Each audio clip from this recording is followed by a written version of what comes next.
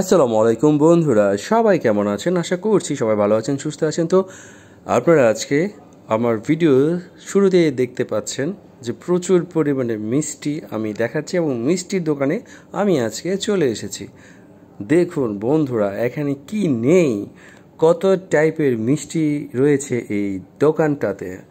আপনারা এই দোকানের অ্যাড্রেস এবং বিস্তারিত আমি একটু পরেই আপনাদেরকে জানিয়ে দেব। বলে রাখা ভালো, এই দোকানটি এবং এই জায়গাটি কিন্তু খুবই ফেমাস এবং এখানকার মিষ্টি কিন্তু খুবই ফেমাস।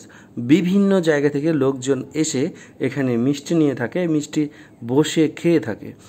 বাহারি রঙের অনেক অনেক অনেক টাইপের মিষ্টি এখানটায় রয়েছে। আপনারা গরম গরম মিষ্টি এখানটায় পেয়ে যাবেন।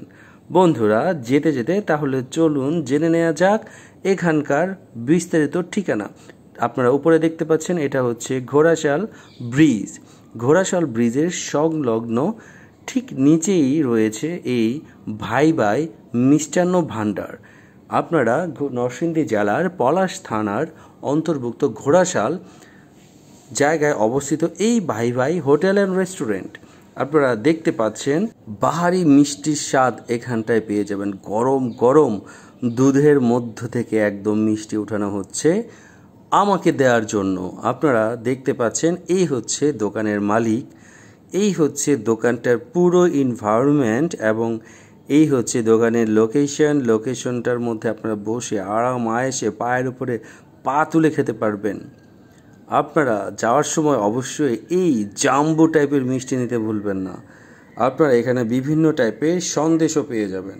তো বন্ধুরা, এই মিষ্টির রিভিউ আপনারা অনেকেই হয়তো বা নেটে ঘাটলে পেয়ে যাবেন।